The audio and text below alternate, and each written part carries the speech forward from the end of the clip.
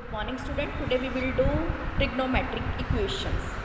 ठीक है, क्या है trigonometric equation? An equation which involves one or more trigonometric function of unknown angle is called a trigonometric equation. वो equation जिसमें trigonometry एक और एक से ज़्यादा ट्रिग्नोमेट्रिक फंक्शन इन्वॉल्व हों ऑफ अननोन एंगल्स के, उसको हम कहेंगे ट्रिग्नोमेट्रिक इक्वेशन। ठीक है, the value of unknown angle satisfies the given equation is called the solution of the equation and the solution which lie between 0 to 2 pi is called the principal solution and the solution which is generalized by the mean of the periodicity is called the general solution. ठीक है, वो value unknown angle की जो equation को satisfy करे वो क्या है? सोल्यूशन। अगर उसका सोल्यूशन किसके बीच में लाई करता है? 0 से लेकर 2 pi के बीच में प्रिंसिपल सोल्यूशन है। अगर जो सोल्यूशन है which generalise by the mean of the periodicity, तो वो हमारे पास कौन सा सोल्यूशन है? ये प्रिंसिपल सोल्यूशन। तो ये हमारे पास कौन सा है? General solution. ठीक है, जनरल एक्सप्रेशंस ये हमने मेन यूज़ करनी है अब। ठीक है, अगर साइन इज 0, अगर हमारे पास साइन थीटा की वैल्यू 0 है तो थीटा की वैल्यू हमारे पास क्या आ जाएगी? n पाई। ठीक है, ये सोल्यूशन एक बार देख लेना। ठीक है, जैसे साइन 0 है, साइन थीटा क्या है? 0 है, that means sine theta is equal to sine 0। Sine 0 की वैल्यू 0 होती है, पाई की वैल्यू भी 0 होती है, माइनस पाई की वैल्यू भी 0 होती है, 2 पाई की वैल्यू भी 0 होती है, माइनस 2 पाई की वैल्यू भी 0 होती है। तो थीटा की वैल्यू हमारे पास क्या आ जाएगी? n पाई। इनकी अगर देखो पाई है, फिर 2 पाई बन गया, 3 पाई बन गया, इनकी थीटा किसके इक्वल होगा? n पाई के। और कहाँ से स्टार्ट होना चाहिए? 0 से स्टार्ट होना चाहिए। तो इसका हमारे पास क्या आ गया जनरल एक्सप्रेशन? अगर हमारे पास ये आ जाता है कि sine theta is equal to 0, तो हम क्या लिखेंगे? थीटा की वैल्यू किसके बीच में आएगी? n पाई होगी, और n क्या होगा? इंटीजर को बिलोंग करेगा। ठीक है, इसी तरह जितने भी सोल्यूशन है हमने सारे सोल्यूशन करने हैं।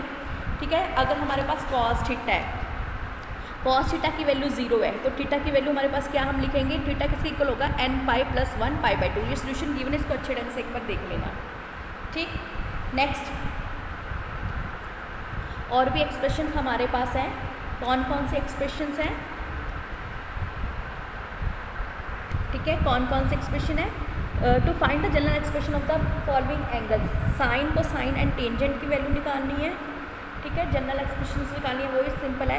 यानी कि साइन थीटा वहाँ पे तो हमें गिवन था 0 के इक्वल है, बट साइन थीटा किसी साइन अल्फा के इक्वल है। ठीक है, तो इसको इधर जाएंगे, इसमें हमने फॉर्मूला अप्लाई किया, तो इसमें जो हमारे पास सोल्यूशन आएगा तो थीटा की वैल्यू हमारे पास किसकी क्या आएगी? n pi plus 1 2n plus 1 into pi plus minus 1 raise power 2n plus 1 into alpha. Means जो थीटा है हमारे पास क्या आ जाएगा? n pi plus minus 1 raise power n alpha, n belongs to integer. Means जो वैल्यूज़ है, इसका सोल्यूशन भी देखना है, बट जो वैल्यूज़ है अपने माइंड में रखनी है, ये वैल्यू हमने यूज़ करनी है। ठीक है, जो जो वैल्यूज़ इसकी दी हुई हैं वो सारी हमने यूज़ करनी है।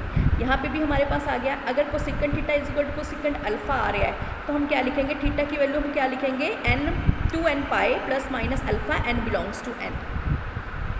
ठीक है, ये सारी वैल्यूज़ अपने माइंड में रखनी है। इसी को यूज़ करके हमने जो एक्सरसाइज करनी है 3.4 एक्सरसाइज करनी है। ठीक है, नाउ 3.4 एक्सरसाइज। ठीक है, find the principal and the general solution of the following equations. इन इक्वेशंस का हमने general solution and principal solution निकालना है। tan x is equal to square root 3। हमें स्क्वायर रूट 3 पता है किसके इक्वल होता है? पाई बाई 3 के। किसकी वैल्यू होती है स्क्वायर रूट के? 60 की, तो उसको हम क्या लिखते हैं? पाई बाई 3। ठीक है, और tan हमें पता है कौन से क्वाड्रेंट में लाई करता है? थर्ड क्वाड्रेंट में। तो हम इसको क्या लिख सकते हैं? पाई प्लस पाई बाई 3 भी लिख सकते हैं। ठीक है ना, मैंने बताया था ना आपको फर्स्ट सेकंड, इसमें ऑल पॉजिटिव। इसमें कौन से पॉजिटिव होते हैं? Sine and cosine. ठीक है, साइन इसमें क्या है? tan and cot। ठीक, तो डैट मीन्स थर्ड क्वाड्रेंट में tan हमारे पास क्या है? पॉजिटिव। इसको हम पाई प्लस पाई बाई 3 भी लिख सकते हैं। तो क्या आ गया? 4 पाई। तो इसका हमारे पास प्रिंसिपल सोल्यूशन क्या आएगा? x की वैल्यू देखा जाए तो ये कैंसिल, तो x क्या आ जाता है हमारे पास? पाई बाई 3 भी आ जाता है और 4 पाई बाई 3 भी आ जाएगा, रेडियन। ठीक है, यूनिट हमने पीछे क्या लिखना है? रेडियन। तो जनरल सोल्यूशन, ठीक है, अगर sine tan x is equal to tan alpha है, तो x की वैल्यू हम क्या कहेंगे? n pi plus pi by 3 और n belongs to z means integer. तो हमारे पास ये हमने लिख ही दिया है कि कौन सा में हमने यूज़ करना है, कौन सा जनरल सोल्यूशन यूज़ करना है। tan theta is equal to tan alpha, so theta की वैल्यू क्या आएगी? n pi plus alpha. Alpha की जगह पे हमारे पास क्या था यहाँ पे? पाई बाई 3, तो हमने क्या लिख दिया यहाँ पे? पाई बाई 3। और n किसको बिलोंग करेगा? इंटीजर को, इंटीजर को बिलोंग करेगा। ठीक है, same way next question, cos 4 x is equal to cos 2x, इधर ले गए, फॉर्मूला अप्लाई कर दिया हमने, फॉर्मूला अप्लाई करके हमारे पास ये वाला सोल्यूशन आ गया। ठीक है, कौन सा फॉर्मूला यहाँ पे अप्लाई किया हमने, sine cos c minus D, वो वाला फॉर्मूला अप्लाई कर दिया, 2 sine c plus D by 2 sine c minus D by 2, इसको सॉल्व करके हमारे पास क्या आ गया, sine 3x and sine x दोनों जीरो, इन दोनों को हमने जीरो कर दिया, या तो ये जीरो होगा या तो ये जीरो होगा। अगर इस टर्म को जीरो किया और इस टर्म को जीरो, जो फर्स्ट वाला मैंने बताया था वही हमने यहाँ पे अब यूज़ कर देना। अगर ये टर्म जीरो है तो ये टर्म इसको जीरो है, तो 3x यहाँ पे पूरा 3x लेंगे। ठीक है, सो 3x किसके इक्वल होगा, n पाई के, ये 3 इसके नीचे आ जाएगा, तो x की वैल्यू हमारे पास क्या आ जाएगी, n पाई बाई 3 और n belongs to z। Same way अगर सेकंड सोल्यूशन, अगर साइन x जीरो हुआ तो समय पता ही है, तो सोल्यूशन क्या आएगा, x की वैल्यू क्या आनी चाहिए, n पाई और n बिलोंग्स टू z। ठीक, next question number 9, sine x plus sine 3x plus sine 5x is equal to 0। कोई भी दो टर्म ले लेते हैं।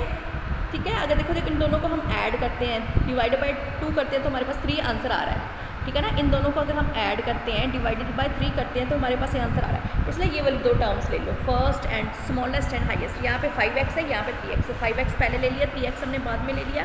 कौन सा फॉर्मूला अप्लाई कर दिया, CD फॉर्मूला अप्लाई कर दिया। जब इन दोनों में हमने ये वाली टर्म एज इट इज, इन दोनों में CD फॉर्मूला अप्लाई किया तो हमारे पास क्या बन गया, 2 sign 3x plus cos 2x। ये वाली टर्म एज इट इज, इन दोनों में कॉमन निकाल लिया साइन 3x, ये वाली टर्म हमारे पास बच गई। या तो क्या होगा, ये वाली टर्म जीरो होगी या तो ये वाली टर्म जीरो होगी। पहले हमने लिख दिया कि ये जीरो है, अगर ये जीरो है तो क्या होगा, 3x की वैल्यू n पाई इक्वल हो जाएगी, तो x क्या हो जाएगा, n पाई, ये 3 इसके नीचे आ जाएगा, तो x की वैल्यू क्या आ जाएगी, 3 पाई बाई 3 और n बिलोंग्स टू 1। नेक्स्ट हमारे पास ये वाला आ गया। ठीक है, अब इसकी वैल्यू जीरो करते हैं। ठीक है, cos 2x, पहले cos 2x है तो ये वाली चीज़ पहले हमारे पास 1 उधर जाके -1 बन जाएगा, 2 मल्टीप्लाई हो रहा है तो डिवाइड हो जाएगा, तो cos 2x क्या आ गया, -1/2। तो यहाँ पे हमारे पास कौन सा फॉर्मूला गया, तो cos 2x is equal to cos 2 pi by 3। 2 pi by 3 हमने क्यों ले लिया, क्योंकि यहाँ पे नेगेटिव टर्म थी। ठीक है, क्लियर। देखो कैसे, मैं एक अप में बता देती हूँ। cos 1 में ये cos हो गया 60 की value, means pi by 3।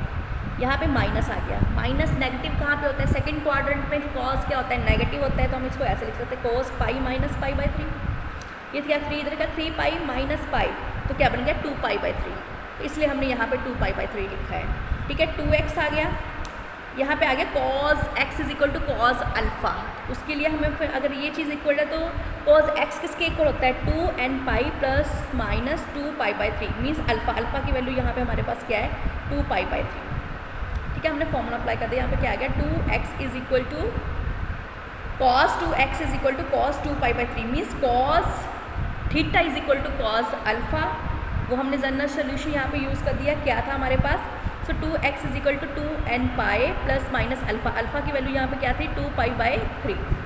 Theta यहाँ पे क्या था, 2x। अब ये 2 नीचे आकर डिवाइड हो जाएगा, ये 2 के साथ 2 कैंसिल हो जाएगा, ये वाला 2 और ये वाला 2 इधर नीचे के ये वाले 2 के साथ भी 2 कैंसिल हो जाएगा, तो x की वैल्यू हमारे पास क्या आ जाएगी, n pi plus minus pi by 3। ठीक, मीन्स जो हमारे पास n या थीटा किसके इक्वल हो जाएगा, x ही लिख दो, x हमारे पास किसके इक्वल हो जाएगा, n pi by 3, n pi plus minus pi by 3। ठीक है, n पाई बाई 3 हमारे पास यहाँ से सोल्यूशन आ गया और ये वाला हमारा यहाँ से सोल्यूशन आ गया। क्लियर। जो रेस्ट ऑफ दी सम्स हैं वो सारे आपके होमवर्क हैं। Thank you.